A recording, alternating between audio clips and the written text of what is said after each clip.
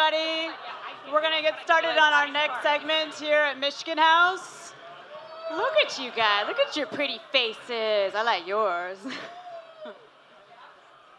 All right. It's like, I don't know how I gracefully put this down with all that.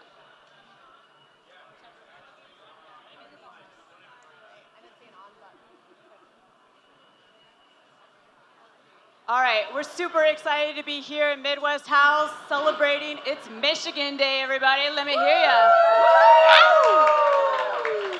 All right, for those who don't know me, my name is Dr. Margarita Hernandez. I am VP at Ann Arbor Spark, a VP of Entrepreneurial Services at Spark. We are very much, honored to be here. We also are a sponsor.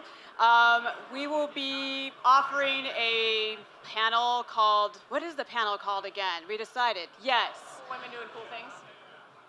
Yes. So,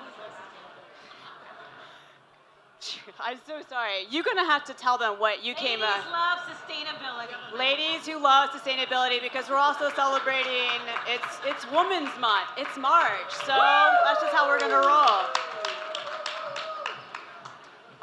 Joining us today, I have a fair amount of really powerful women who have done some incredibly cool and awesome things. Before I jump too far down the road, just wanted to make sure to add in there, Ann Arbor Spark really has created some really impactful and cool things in the Ann Arbor region. We support economic development by promoting startups that are in tech to big tech companies, putting in resources, connections, but also really plugging in the talent to really help these businesses grow and be prosperous as they develop in our region. Today we're going to be talking a little bit more on a different realm, specifically going into tech, but into green horizons and green solutions. Okay, I'm all settled now. All right, so with me here is Heidi Poshner, Pravina Ramaswamy, and Missy Stoltz, and yes. Yahang Zhang, I will help you out. There you go. All right. Well, I'm going to actually let them introduce a little bit more about themselves and share a little bit about their career and what role they are at right now. And then we'll kind of get started formally with our questions and the rest of our panel. Yeah. I'm Heidi Poshner. I'm a principal consultant at Dynamic Energy Group. Dynamic Energy Group is a developer of sustainable fuels and microgrid projects. We've been consulting in the utility industry for about 25 years. DEG is part of the Forum Consolidated Brands umbrella of companies. We do multifamily development. We have some hospitality properties, and then of course the energy development is a big part of our business. My name is Pravina Ramaswamy. I have a long career in the automotive industry. Worked at Toyota in many roles. Toyota's research and development in Ann Arbor. And then I went to May Mobility, which is a startup. I think the previous group had just talked about them coming to Detroit, an autonomous vehicle public transportation company. And currently I'm at a company called EAVX, where we are working on commercial vehicles for next generation, working on alternative fuels. And I do marketing, communications, and public relations. Hey everybody, my name is Missy. I'm the least cool person on this panel. Just kidding, no, we're all great, we're great. I am the Sustainability and Innovations Director for the City of Ann Arbor, where we have a goal and objective of being carbon neutral in a just and equitable way by 2030. Woo! So it is my job and our team's job to figure out how do you do that and how do you engage everybody, whether that's the University of Michigan, the state of Michigan, our residents, our businesses, in achieving that goal and objective, and hell yeah, we will. How do I go after that? You can do it. Hi everyone, my name is Yahang. So I was born and raised in China. So first half of my life was in a completely different country, and I flew to this nation and went to MSU to get my college degree and ended up staying for Go Green. Ended up staying for a variety of different jobs. So my background varies from automotive market research to helping MEDC do international investment attraction, and eventually finding my way into the field of sustainability and circular economy. So very proud to say now I am a full-on Michigander and finding my own communities and roots there. And yeah, very excited to share with you. I'm actually part of the RRS group, Resource Recycling System now. We are one of the leading sustainability consulting agencies in the nation, focusing on waste management, circular economy consulting, but I'm also here today to represent an initiative called NextCycle Michigan. So I'm excited to share more with you today, but more to come. You know what? I'm really glad you kind of just started telling a little bit of the flavor, what we're going to be focusing on, which is sustainability in the landscape of really Washtenaw, the region, Washtenaw County, and within the Ann Arbor region. So one tidbit that I kind of, as I started doing some more customer discovery about sustainability solutions in our area, was Ann Arbor and the broader region has a really old and historical footprint from way back in the mid-2000s, and when they used, I think it was climate tech at that point. It's become more inclusive over time. We've included circular economy and supply chain. All of these efforts are really being focused on within our area, and so that's what we're going to be sharing with you is a little bit more, what are those specific projects that that have been going on, where are they now, and where do we see really all of this coming together and supporting our sustainability goals moving towards the 2030 solution. Okay, all right, so we got to, you started a little bit on your organization. I'm gonna let them actually share a little bit more about the goals and the missions of each of their organization, and then we'll formally start with questions. All right, Missy, do you wanna come back around? Oh, well, it doesn't really matter for this. Well, I'll tell you. I'll give you the wink. Yeah. Yes. Okay, I'll kick us off. Well, if we're going to be carbon neutral by 2030, we have to do everything that you can possibly imagine. So we have a plan, a goal, a framework called A20, Ann Arbor, A20, carbon emissions. And in that plan are 44 actions. We're doing over 50. What? Because of course we miss things, and of course the world continues to evolve. But what I'll just center on is the 7 kind of strategies, the cornerstone of what we're doing. We've got to figure out how we are powering our entire electrical grid with 100% renewable energy. Great news, we can. Right? And technology is advanced. It's really exciting. We're exploring things like a supplemental energy utility. I don't want to invest in the utility that we have today. It's lovely. It's great. It got us here. But I want to leapfrog to a much more sustainable, reliable, resilient utility of the future. So that's one of the key strategies. Another is we've got to reduce the energy we use, right? We lose 40% of our energy day in and day out in our operations. So we've got a whole bunch of initiatives focused on energy efficiency. We've also got to electrify. We've got to move away from fossil gas, from diesel and propane. And that's hard in a climate like Michigan, but we're working on really cool stuff with the U.S. Department of Energy on thermal energy networks, figuring out how we can heat and cool our homes and businesses more efficiently. So those are the 3 energy. We're also working on land use, because we've got to reduce the miles we travel in our vehicles by 50%. So that means we've got to be able to have walking and biking and public transit, but to places you want to go, right? So how do we change the dynamic and the kind of sense of place, the quality of our local communities? We also have to move to a circular economy where we change our relationship with stuff. Right? When we're done with this microphone, it still has use. Maybe not as a microphone, but its constituent parts can be recycled and repurposed. How do we create an economy that is much more about generation and continuing the use as opposed to extraction? Extraction from the planet and extraction from each other, right? So we've got to move towards a more circular economy. 6, we've got to invest in resilience. Climate change is here, y'all. It was snowing in Michigan when I left yesterday. Well, I left today, whatevs. But it was snowing yesterday. It was 70 a week ago. We have got wild weather patterns. Climate change isn't a future problem, it's a today problem. Wait, Missy, so what's resilience? What is resilience? Great question. Yes. Resilience, the way we define it, is the art of bouncing forward. Okay, and I just want to take a moment and say, historically we've thought of it as bouncing back, but if you bounce back, it assumes where you started from is good enough. And for many, many people, it simply isn't, right? If bouncing back is the objective, the most resilient system I know of is poverty. It's really hard to break out of it. So we want to help people bounce forward. Technology is changing, the economy is changing, the climate is changing. People need to be able to survive and thrive in that space. So investing in the resilience of our people in our place.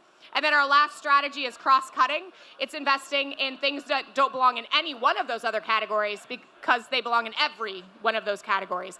Our equity work, education, transparency, tracking and accountability of the work that we do. So we're working on lots and lots of different initiatives, stealing profusely from our peers, including our peers here in Austin, who I know very well, making sure that we figure out how to do this work in a way that's just, but also replicable, because shame on us if we figure out how to do it in Ann Arbor and no one else can repeat it. So that's part of what our team works on day in and day out, and I'm so excited to work with all the people on this stage, as well as 130 other community collaborators, because this takes a village. Good luck, Pravina. I'm good. Yeah, Lower the bar, Pravina. No. Actually, what Missy is talking about is very much what we need to talk, girl. Because what my company is doing is addressing transportation. So commercial vehicles. We talk a lot about personal vehicles and the electrification and people moving. But if you think about it, last mile delivery is a huge energy suck, emissions emitter into our community. So we need to work together to figure out how we're going to find alternative fuels, find better logistics for our vehicles of the future. So this is what my company is doing. We're working on work trucks, so last mile delivery, micro-mobility, utility vehicles. And so we're thinking about CARB states. So CARB states is 15 states right now in the United States that have a mandate to go zero emissions. And then there's cities like Ann Arbor that are doing the same. So we're working with those cities to figure out what are your needs, how are we going to address them, and then we manufacture those vehicles. So we're preparing for the future. The future is already here. Those vehicles are coming out, but things that we need to talk about are infrastructure, requirements, regulations, and so that's what I'm talking about. Go. Okay. So if you harken back to Missy's thoughts about how a municipality pulls together a whole bunch of different abstractions and condenses them into a holistic plan that can really drive innovative change. What we do at Dynamic Energy Group and our parent company Forum is we tried to take signals like those and take that context, as well as some of the challenges that are in our community with respect to growth or driving that kind of innovation. And we try to figure out how we can comply, where we have ways to innovate, where we have maybe a different view of the transition. Missy and I are working through that right now. Our background is very, very heavily integrated in the fuels industry. And we really want to try to experiment with creating electricity on site with fuel cells, but using a non-traditional fuel to be able to do that. So, and we also have the kind of a behemoth investor-owned utility that we have to work with. And so rather than saying that's good or bad, I'll just say it introduces complexity that help us. First of all, it creates challenges, but then to Missy's point, once those challenges are resolved, it kind of helps us create patterns and strategies that we can take on to the next step, because again, we're very much in a transition. So we're building sustainable housing. Our next project is an 8-story mass timber building that will be fueled 100% by a microgrid that runs on renewable natural gas. We're completely disconnected from the electricity system, but we are 100% non-combustible site, which means we create our own electricity through the fuel cell. We'll go from about, let's put it this way, if DTE powered that building, it would produce about 7,000 metric tons of greenhouse gas a year. Through the use of renewable natural gas and running it through our fuel cells, but also using geothermal, creating tenant programs to bring down the overall load, using some other sustainable resources in there, we'll bring that down below zero. So we'll actually be operating at a carbon negative perspective. Just based on the, thank you, Doug. I think it's a huge number too. I'm like, holy shit, if 500 people can do that, like the sky's the limit. So our great interest, just based on the background of Dynamic Energy Group, which has been very, very active in terms of understanding metrics and benefits, measurement and verification of all sorts of utility systems is we really want to understand really what the data around carbon intensity is when you start taking a look at the value of that carbon reduction. And so with respect to this microgrid system, we're also going to add layers of intellectual systems that basically collect this discrete data that hasn't in any way been touched by the electricity distribution system, and try to figure out how we structure that data to have marketplace value. And we think by doing that, we'll be providing a real service to the industry, because carbon credits and carbon offsets really can't be part of the answer to balancing out slow-moving, non-sustainable fossil fuels unless they have a provable value. So we want to prove impact, we want to prove ownership, and we want to prove status. And that's really the end game in terms of what we're developing, is to be able to create those, to create that understanding around carbon intensity reduction and how it can be valued in a modern marketplace. Awesome, thank you. All right, so you already kind of started alluding. Do you want me to elaborate on NextCycle and what it was, and or are you yes, getting there? Yes. Sure. Sure. So I'm here to provide some insights on, from the material management perspective, on why the establishment of NextCycle and what it actually does. How many of you have a concept right now, for you Michiganders or people from Ann Arbor? What is our recycling rate? Take a guess. Resource recycling rate. Give me a random number. What do you think? 5%. We're doing slightly better than that. We're actually at 18%, which is actually very bad compared to the benchmark of average national recycling rate. So the state of Michigan has a statewide goal of reaching 45% of material recycling rate. And to help us get there, we need to divert 2.7 million of recyclable materials away from the landfill. And that's going to create a ton of economic output and labor income. So NextCycle was kind of launched out of that mission, and one of this format is through this accelerator. We attract and we identify and recruit sustainable solutions and innovational technological teams to our cohort, and put them through 6 months of coaching, and by the end of it, we will help them get closer to the market. So that is basically NextCycle, and I'm trying to say, anything else do we want to expand on? Definitely wanted to make sure RRS, what that was, and spelling it out. That's right. Yeah, for sure. But so, yeah. No, I think actually while we're right here, there was lots of mention between Missy and Pravina, and then Heidi and Missy, about partnerships and collaborations. Now, this transition, it's going to take a tribe. So I'll ask the panelists, and you can start, Yahong, with, what are some examples, case studies of really key partnerships and collaborations? How have they really helped develop, and where else are they going? Yeah, for sure. So the design of NextCycle is basically rooted upon partnerships and collaborations. Outside of the accelerator format I have mentioned, we actually are actively cultivating a dynamic partnership network that has over 133 partners throughout the ecosystem, with the city, with manufacturers, brands, in the energy fields, in all the waste and recycling processing field as well. So all of the partners come together to be ready to foster and cultivate the newer solutions that's coming out to the market. But also our cohort-based accelerator format is really encouraging all the teams we're recruiting to our platform to collaborate with each other. So one example I could give is the Goodwill of West Michigan. When they were applying to our platform and our team was evaluating their applications, we were like, you could be a really good partner with this newer tech company called Hydroblocks.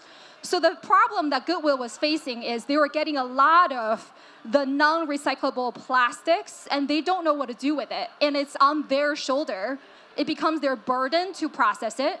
But this Hydroblocks company could take those quote-unquote waste plastics and turn them into storm water, drainage management products. So we created this beautiful partnerships out of our cohorts, and right now they're out there in the world making a lot of great investments and pushing out products to solve real life issues, and that's really a wonderful and powerful example. So when you talk about partnerships, you're talking about just in Michigan, or is it spread across the U.S. that you're able to connect innovative, startup ideas with big corporates? Yeah, absolutely. No, that's a great question. So the only criteria when we talk about NextCycle is as long as your initiative can divert materials in the landfill in Michigan, we will help you find solutions and connect you with all different partners across the nation. So CLP, which is a very big closed-loop partnership, they're a very big impact investing venture capital fund. They have pledged up to $5 million investment for any qualifying Michigan project. So we have a lot of powerful, global, even national partnerships that we could have to offer. That was Closed Loop Ventures, right? Yeah, Closed Loop. I Loop. heard that right? Okay, Closed so Loop that's partnerships. in New York, right? Yes, they're based in New York and have operations in Ann Arbor too. Awesome. All right. Anybody? Well, you want to go, Heidi? Yeah, no, I think good partnerships generally start with the idea that at the end of the day, all partners are motivating one set of cohorts to do something. So sustainability obviously is at the finest level drills down to a set of choices that are going to be made by consumers, and all of those little choices are going to roll up into success. And so when we talk about us partnering with the city of Ann Arbor, I mean, it doesn't have to be sitting around a table every day to figure it out, but it really is trying to understand what the objectives are, what the mission and purpose is of each set of partners, and then carving out that space where you can agree on collaborating to really motivate change on the part of people. So when Missy talks about creating really placemaking around sustainability, a lot of that involves some of the other things that we do, like, coffee shop or restaurant or the co-working space. Really understanding how we can sell that together as a modality and a choice that the people that live in Ann Arbor can make, so that it becomes ingrained and those selections, those choices become natural. So we don't have to necessarily partner. It's just that, as a business owner and as a citizen of Ann Arbor, it's kind of on me to understand how I can be successful within the framework that it's going to make us ultimately reach this goal together. That's also very important to our business. Absolutely, 1,000%. All right. Yeah, and I think for our company, as I said, we're doing commercial vehicles. So really the partnership is from a public-private partnership. So we've worked with states to understand what are the challenges, the voice of customer, who is going to be driving these vehicles, who are the fleet owners from a state perspective, from a government perspective, from a private fleet perspective, what are the challenges they say. So you're thinking about infrastructure for charging, you're thinking about logistics, right? So if you can optimize efficiencies in your logistics, it reduces your emissions because now you've found technology to do so. This is an industry that is a little behind. It's been the same delivery system, the same commercial trucks that you've been seeing for the last 50 years. The box trucks that you see delivering packages, and so we're challenging what that looks like from a design in terms of body, right? Finding lightweighting, adding aerodynamics, but then you're also thinking about technology that will create efficiencies for the driver, for the fleet owner, to reduce the number of stops. Maybe thinking about micromobility and how can we think about how maybe packages can be delivered in small deliveries in an urban environment, and maybe in a rural environment is a different need. Do they need electrification? Do they need hybrid? Do they need hydrogen? Do they need an ICE engine? So these are all things that we've talked about. And last Wednesday, we made a big announcement where we announced our brand new delivery vehicle called the Proxima that was developed by our company AAVX. And this will be a vehicle that can be an ICE engine or an electric vehicle that can go from class 2 to 5. That means it has a large range for capacity, and so that's called the Proxima. We also announced a partnership with the company Rivian to use their skateboard chassis on a delivery vehicle that's called a 2B, which is a smaller vehicle, and it'll be first launched with Canada Post. So Canada Post has worked with us, and we are going to be doing Canada Post electric vehicles with a Rivian chassis, and we are the first company to move beyond Rivian's Amazon truck and the chassis that they've been using on their vehicles now and using it externally. And we hope that our partnership with Rivian can be used on all of our delivery vehicles. And so Rivian was originally a Michigan company, and we're a Michigan company. So this is a great little Michigan story. But we're excited to see what the future is. I will say continuing the conversations is part of that partnership, because we're in a time of a lot of change right now. And changing a traditional industry to say, is it mandates that are pushing you, or is it a want? And if even regardless, is the infrastructure going to be ready for it? And our city is going to be ready for it. And I don't know if we're there yet, but we're getting there. Congratulations, that's awesome. Woo! All right, Missy, will you do me the honor? Well, if you had other ideas what you're going to say, well, but now I'll is go teamwork really time. quick. Okay, wait. I'm going to just answer the question you posed, and then I'll go for that, because I think that's a nice lead-in. So from a municipal perspective, wherever you are, you live in a community, right? And that's your sense of place. That's your place that you can invest in. And for most of us, the greenhouse gas emissions in our community that we have any control over are often less than 2%. So if I want to be carbon neutral, I have to lean into collaboration. Whether that's, if you know Ann Arbor, Zingerman's, and work we're doing to turn them into a microgrid, the work with Heidi in Southtown, whether that's working with our electric bike companies to help make cargo boats more accessible for businesses, our work with the library system, the 2030 district, a local dairy. We do beer. We brew beer, and we make it shit beer to demonstrate what climate change will do to the hops, so people understand, because we love beer in Michigan. We have great beer in Michigan, and you know what? It's under threat from climate change.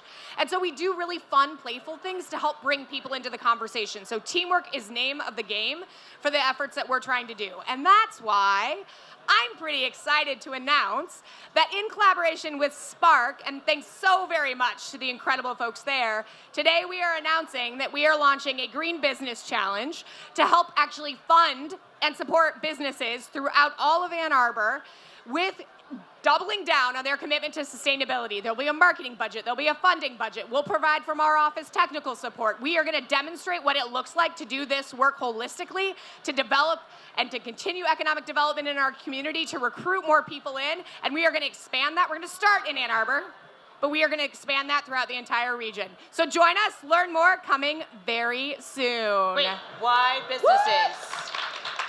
Why businesses? Why businesses? Why are you so focused on businesses? Because businesses matter.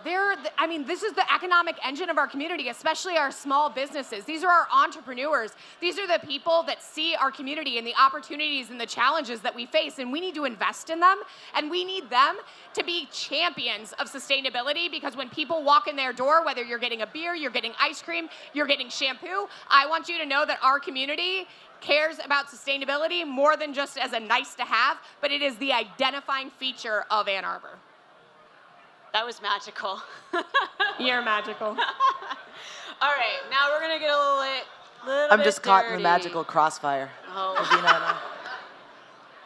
All right, we're gonna get dirty. We're gonna get a little bit dirtier in the form of, we talk about these great programs. We talk about initiatives. We talk about, carbon credits. We talk a lot about, we want to do these things.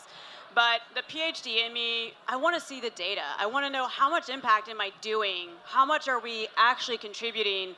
What's that black box looks like? Informed decisions. How are our efforts really making something do better? And so I wanted to hear some perspective on how you each are thinking about, how is circular economy, how do you really quantify how much carbon, how are you contributing to net zero over other efforts, for example? And each of you are from very different verticals, so you might look at that very differently, and there might be different challenges. So I just wanted to take a moment to really just kind of dive into that. I'll go first, because I'm maybe a little odd from what you all are doing. But really, I think it's building acceptance, because as I mentioned, it's a traditional environment, right? Like, this is a trucking industry, the work truck industry.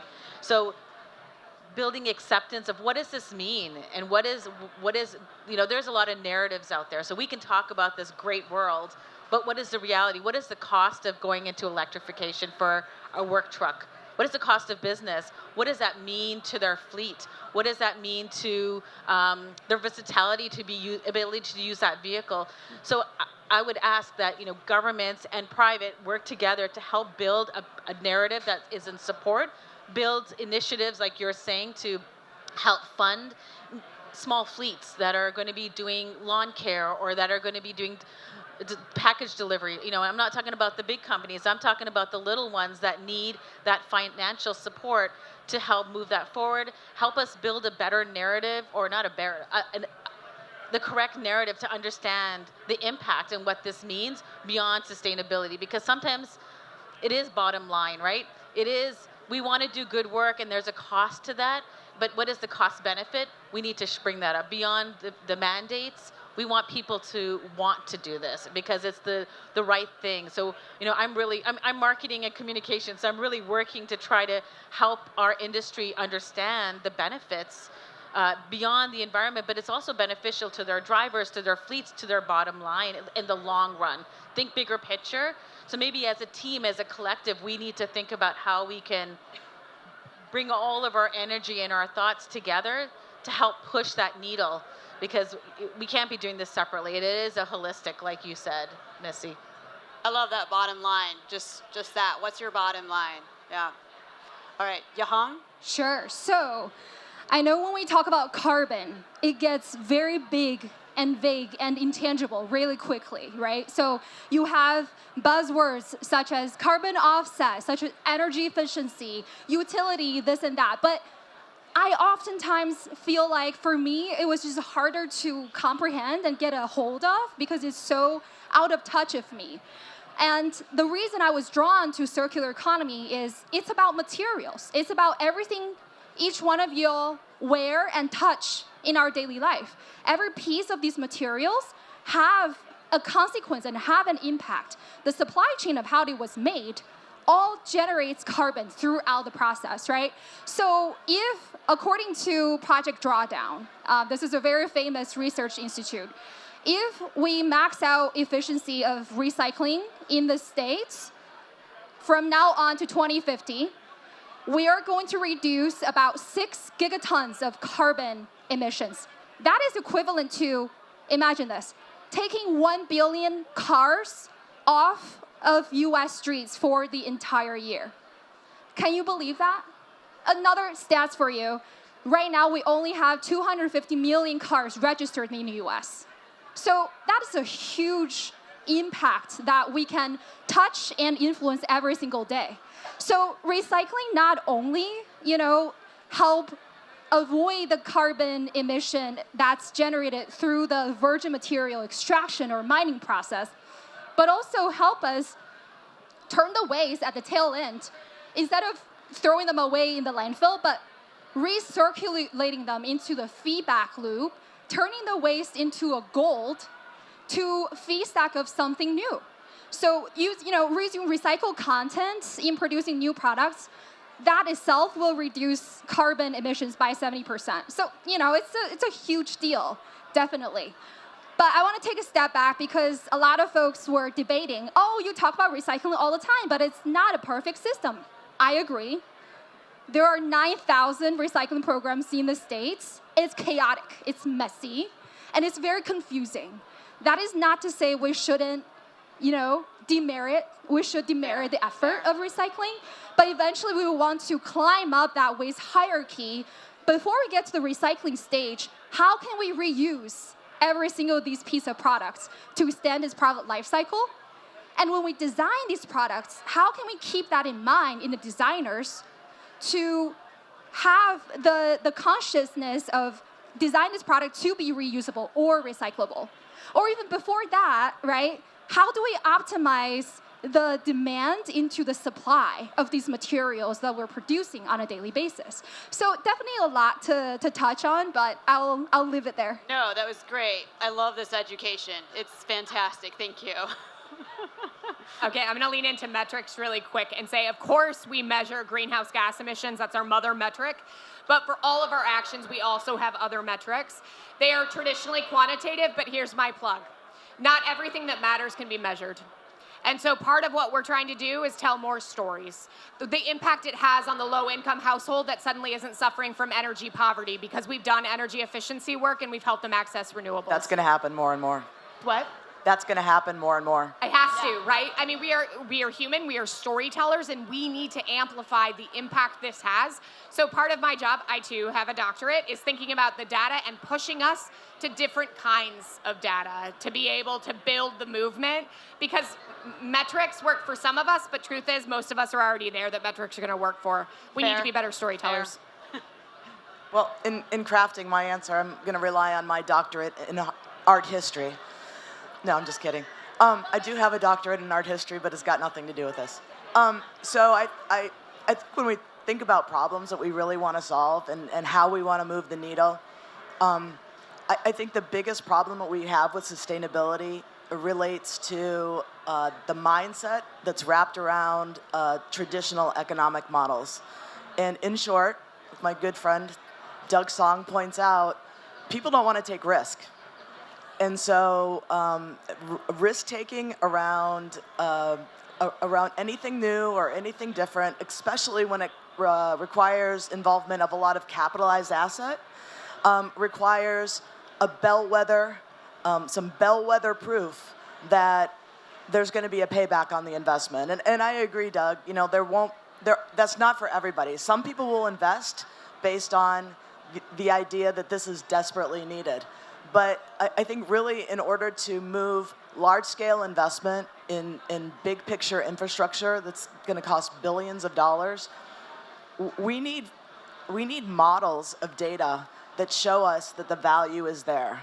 And people that make decisions around this need to be shown the proof that there's a different way to approach it that can be economically viable and create the kinds of returns that they're seeking. I think a big part of that, unfortunately for them, is going to be the carbon offset markets going from voluntary to mandatory.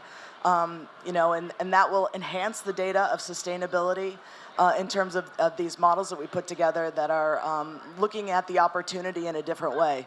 But we need to move the needle with proof of concept that can be extrapolated to large-scale investment.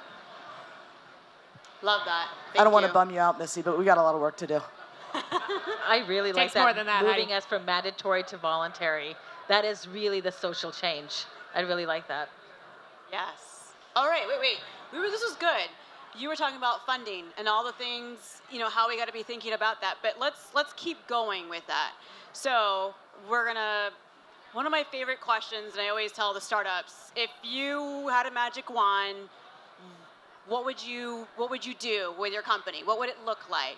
But instead, if your magic wand was funding, the funding that you needed, what would be your priorities? Now, you don't have to think about the next decade of what those priorities would do. I mean, we don't even know what tech will exist in the next 10 years, post all this transition. So it could be for the transitional period, it could be something after, but what would you spend your dollars on? What priorities would those be that really help continue to push our transition or really our net zero effort? I would have the government work with investment banks and private equity to expand their business models because that's really where all of the infrastructure investment needs to come from. It can't all be subsidized by the government. Retail banking is not the answer. Venture capital is not the answer. We need large-scale players to understand models that will really lead to large-scale change. I mean, we're running out of time for 2030, and we can't. We've got to find another quadrant in the financial system that will really address the needs that we have. Anybody else? I think I'm going to lean into what Heidi said and I guess Doug's sage advice, which is I would probably use the capital to de-risk the kinds of investments so we have more and more entrepreneurship step in, because I can't think of a single thing. I need so many different things, which means I need so many different people from different perspectives to step into the landscape. So let's make it easy for them to do that. So everything. Well, I would create like a risk fund, like something that helps cover the delta or makes it easier for people to invest. Right. Green bonds. We talked about Heidi and I talked about that earlier. Could be green bonds. I'm not a finance person, so this is hard for me, but if that's the thing that's holding people back, then invest in removing that barrier. Definitely. Oh, by the way, Doug, you see what we're doing here? You're like one more question, you're going to be an honorary badass woman from Michigan. It's awesome. Only Lynn's allowed. Sorry, Doug. Yeah, I basically agree with these two, so I'll just pass it on to you. I would say. I would think, though, there are a couple of streams of materials I personally feel very passionate about. One is about food. Everybody eats, but unfortunately, every day, we generate, 44% of the food that was produced in the States was never consumed. It's directly being thrown out into the landfill. So with that, Angela, we have a ton of work that we can act right now instead of 10 years later. So, and the organic waste in the landfill are generating methanes, that's 8 times of emissions than carbon dioxide. So that is definitely something every one of us can work on. But yeah. I think it's 21 times more potent. 21? 21, yeah. times. Okay. So, I mean, that plays into exactly what I'm talking about in terms of changing the business model. When we talk about landfills, we're really only talking about a real estate business. The waste management is a real estate business. They're not it doesn't matter if they paint all their canisters green. They don't want to let go of the landfill. It's a lucrative business between tipping fees, hauling fees, dumping fees. That's probably the highest performing asset in all of real estate. It's incredible. So, we need to find ways to incent a change business model. Yeah, it's pretty ingrained. And all of them are getting full now. So what do, right? We got to be creative of creating some other solutions out there. See, I cut down DTEM waste you're management. puttering something else. I'm trying to come up with a solution for this problem, but I'm going to need more time. Okay, noted. Maybe next year on our next, push together. I also just wanted to put in here, because I represent a lot of startups, and I know one of the biggest challenges in really just for startups is finding the people to do pilots with and the funding to be able to really help them accelerate and get into those pilots so that we can have data, learn, and go faster. But I think it's really much a focus right now because you have to be able to accelerate some of these climate solutions. And so it is taking a lot of risk still, but finding the right partnerships and making sure that they are adequately supported so that we can make all of this work together and move forward. All right, so I was trying to look for time on things, but I think we have 10 minutes. Do we want to go? Yeah. We're going to go into questions. Well, I mean, we could. Yeah.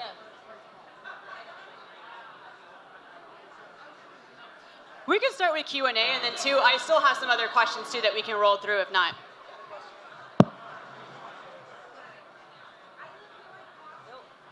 Oh wait, speak up, or maybe it's not on. I live here in Austin, and my neighbors don't use their green can. They don't know how to compost, or they don't know how to throw their compost away. And I tried to tell some of them, we get the newspaper every day, and you can kind of wrap it up in that. But they're having a hard time. Thank you. Sure, I would love to. So thank you so much for that question, because you touched on something that is crucial, which is education leading to aware and care, right? If we're not aware about the facts and the impact of our actions, nobody's gonna care. And that's exactly what the general public nowadays is facing. So I wanna share an example from our team. We have a innovative solution right now, a team that's using AI cameras that's being installed on recycling bins these days that can detect what kind of materials people are throwing into their recycling bin. If they're throwing a whole bunch of, shitty stuff in there, this AI technology will be able to tell them real time and be following up with the residents and the households with educational materials.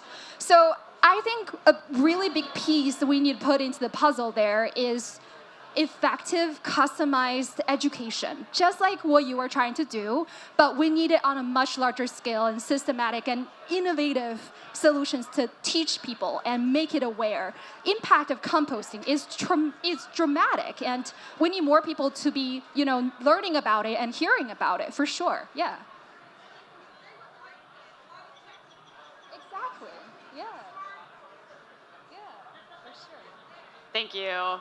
Was there any other questions?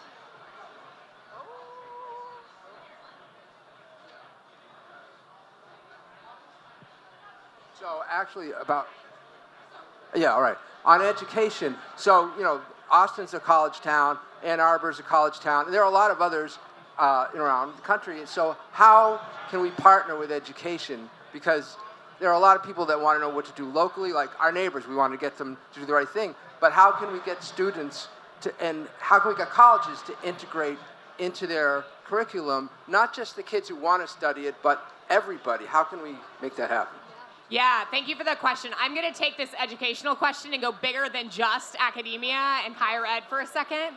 So what we're doing with the University of Michigan, which would be our major institution, although we also work with Washtenaw Community College, we're working with them on workforce development efforts and bringing more people into the field and trying to make the city an open employer to say there are jobs on the other end, so come in, right? Like, come in, we need you. In terms of the University of Michigan, we collaborate on things like just recently we worked with the School of Architecture and the School of, and an energy school, the engineering, to design a geothermal model, which honestly is literally just a thing that shows you what geothermal looks like. So we could use it for community engagement because who knows what it looks like? It's underground, you can't see it. And so the landscape architect students got to design above ground, the engineering students designed the underground system, and they got real world experience and feedback on why their designs did or did not make sense to the public, helping them be more effective when they go to the marketplace. But we also work with our Ann Arbor public schools because it's a little too late when someone's in college. They've sort of already picked their path. So we work with high school students. We have an environmental education center. They actually just spoke yesterday at a conference. They were the keynotes, and they introduced all the speakers talking about why this work matters. And we're working with them to make sure they're skilled in terms of public speaking. They can go out and talk to others. And then we're looking to sponsor a science fair with younger folks to help them get really excited about climate, and then to put their artwork and their displays out in the public so their parents can be proud and we can all celebrate them. So really kind of leaning into why this matters. And then the last thing I'll add is with Ann Arbor, the city, and our public schools, we actually launched a grant program where we give students all the way from kindergarten up to 12th grade $500 to do a sustainability project in their school, which may not seem like a lot, but in a school you can do a lot with that kind of money. Yeah. I think what's really key to re-emphasize is focusing on sustainability in this industry. It needs an entire workforce. It is a economic driver for jobs, for innovation. I mean, it comes with everything. So it's really a unique opportunity to rebuild and rebuild strong with all these ideas and focuses built on sustainability for the future. All right, you have another question? 1 minute left? Okay, should we wrap it up? Yeah, okay. I appreciate. Well, thank you, ladies. I really appreciate you being with us here today, and let's give them a round of applause for you guys.